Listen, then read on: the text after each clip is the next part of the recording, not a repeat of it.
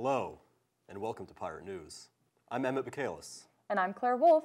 Today we'll give you the latest from across campus, tri-state area, and the globe. We'll also have your Seton Hall sports update and the 5-day weather forecast for the South Orange area. Newark Mayor Ross Baraka visited Seton Hall's campus on Monday to present a class at the Social Justice Certificate Program. Mayor Baraka was joined by South Orange Mayor Sheena Collum and Yale University Social and Behavioral Science Professor Ijeomo Opara. Projects in the class included a campaign against gendered violence, an initiative that uses social media to emphasize common humanity between police officers and the communities they serve, a gun violence prevention campaign, and a financial literacy project. On the last day of the class, a $5,000 award will be given to implement the best project, as determined by a panel of judges. Yesterday, the PRSSA held a Young Alumni panel. Recent graduates Mariana Delacqua, Emily High, Lindsay McGowan, and David Mosef shared their experience from leaving Seton Hall and joining the workforce. The panel was moderated by two-time Seton Hall and PR instructor Dr. McKenna Schrey. Students were able to network with the 4 separate PR firms, Hill and Knowlton Strategies, RFI Binder, ICR Strategic Communications, and Coin PR. Patrick M. Murray and his wife, Marianne Pfaff Murray, have announced they're adding $2 million to their recent gift of $5 million to Seton Hall University, bringing the sum to $7 million. Mr. Murray graduated Seton Hall with the class of 1964 and earned his master's here in 1972.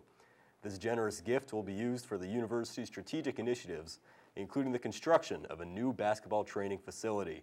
Previously, the couple had established the endowed Patrick M. and Mary Ann Pfaff Murray scholarships, which have provided valuable financial aid to hundreds of students.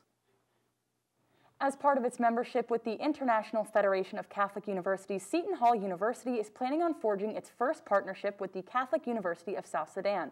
The partnership hopes to facilitate global collaboration between the universities and allow the chance for students and faculty exchanges and the development of joint programs, panels, and research teams, among other initiatives. Director of Catholic Studies Dr. Inez Merzaku believes that this partnership will help to make a difference and emphasizes that the driving force behind this project is the promotion of peace. Now we'll send it over to Liam Harding for your Seton Hall sports update. Liam? Thanks, Emmett. Hi, I am Liam Harding, here to bring you the latest in Seton Hall sports. Last night, the men's basketball team took on 4th-ranked Michigan Wolverines at the Chrysler Center. This is the first time the teams have met since the infamous 1989 NCAA championship game, where the Pirates came up short, losing 80-79. Michigan presents the Pirates' first true test this season, as the Wolverines are favored to go far in the tournament this March. The challenge continues to roll as on Monday, the men play the 19th-ranked Ohio State in the Rocket Mortgage Fort Myers tip-off. The women's basketball team took on the Lehigh Mountain Hawks last night in the Walsh Gymnasium. The women's team came into the game 1-1 after dropping Saturday's game against Fordham 63-82. Andra Espinosa-Hunter leads the team in scoring, averaging 20.5 points per game, cementing herself as the team's go-to scorer. The team will be in action next in sunny Cancun, Mexico, where they'll compete in the Cancun Challenge against the universities of Iowa and Toledo. Both the men and women's basketball teams received national letters of intent from 4 high school seniors. The men's team has received NLIs from 3-star center Percy Daniels, 3-star Jaquan Sanders, as well as 3-star Jaquan Harris. Harris is the younger brother of Seton Hall star guard Jameer Harris. The women's team received an NLI from Shaylin Pickney of Connecticut. As a junior, she was the National Gatorade Player of the Year for the state of Connecticut. Looking forward to seeing all 4 of them suit up for the Pirates next year. That's all I have for today. I am Liam Harding, sending it back to Emmett and Claire with your local news. Thanks, Liam. Protests are being planned in New York to draw attention to nursing shortages. The New York State Nurses Association says it's getting more dire because of nurse burnout, retirements, and the COVID pandemic. Some nurses say they're being assigned 20 or 30 patients each. Nurses will demonstrate Wednesday outside New York Presbyterian in Washington Heights.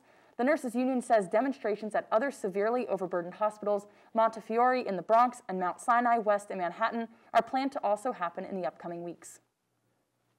Kane University has been named New Jersey's first urban research university by a law signed by Governor Phil Murphy this week, a title which recognizes the university's research into issues faced by urban communities across the state. Kane is now the 5th state-designated public research university in New Jersey, after NJIT, Rutgers, Montclair State, and Rowan. This prestigious designation will make Kane eligible for more research funding and grants. In a statement, Kane President Lamont O'Reilly said that this designation is a transformative development for Kane and positions the university as a statewide leader in research and policy for our undeserved cities and urban communities. Now we'll send it over to Moira Hansen for your 5-day weather forecast for the South Orange area. Moira? Hello Pirates, I'm Moira Hansen with your look at the forecast for the South Orange area over the next 5 days. Today, you should expect mostly cloudy skies with a little bit of sunshine. It will get to a high of 56 and a low of 47. Tomorrow, you won't be needing those winter jackets as the temperature will rise to a high of 67, then back down to a low of 37 by nighttime.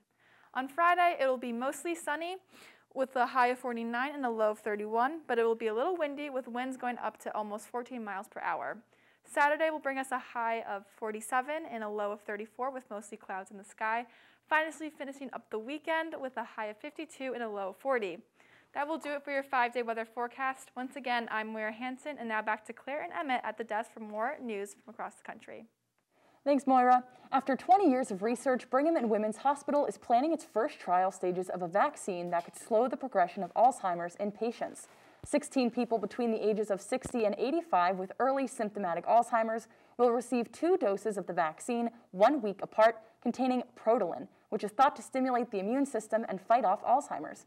The Alzheimer's Association believes that this is an exciting time in the realm of science and are hopefully looking forward to witnessing the first survivor of Alzheimer's. The body of Seattle Deputy Fire Chief Jay Schreckengost has been discovered in eastern Washington nearly 2 weeks after he went missing. Schreckengost, age 56, left his pickup truck on a hunting trip near the town of Cliffdale on November 2nd and never returned, prompting a widespread search operation. According to the Kittitas County Sheriff's Office, there is no foul play suspected in the death of the fire chief. Schreckengost was described as an avid outdoorsman who worked for the Seattle Fire Department for 36 years. The cause of death has not been announced. That's going to wrap up today's episode of Pirate News. I'm Claire Wolfe. And I'm Emmett Bikales. Thanks for watching. Stay safe, wear a mask, and have a great day.